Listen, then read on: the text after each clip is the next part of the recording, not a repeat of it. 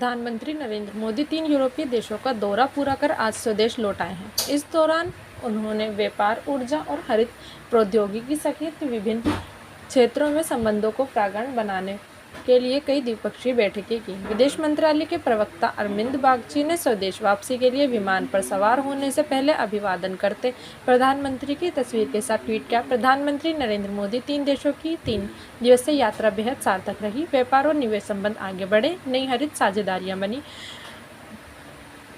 कौशल विकास को लेकर सहयोग को बढ़ावा दिया गया। यूरोपीय साझेदारों ने सहयोग की भावना को मजबूती प्रदान की।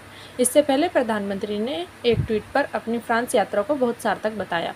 मोदी ने कहा, फ्रांस का मेरा दौरा संक्षिप्त था लेकिन वह बहुत सार्थक रहा। मुझे और राष्ट्रपति इमैनुएल मैक्रों को विभिन्न विषयों पर चर्चा करने का अवसर मिला। शानदार आवभगत के लिए मैं उनको और फ्रांस की सरकार को धन्यवाद देता हूँ।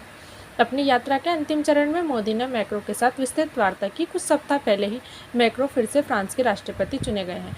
यूक्रेन के खिलाफ रूस के हमले के बीच मोदी और मैक्रो ने द्विपक्षीय आपसी हितों के साथ ही क्षेत्रीय और वैश्विक मुद्दों पर चर्चा की। उन्होंने बुधवार की रात को मैक्रो से अकेले में तथा प्रतिनिधि स्तर पर गहन वार्ता की। मोदी और मैक्रो ने यूक्रेन में संघर्ष के क्षेत्रीय तथा वैश्विक प्रभावों पर चर्चा की और इस मुद्दे पर समन्वय बढ़ाने को लेकर सहमति व्यक्त की।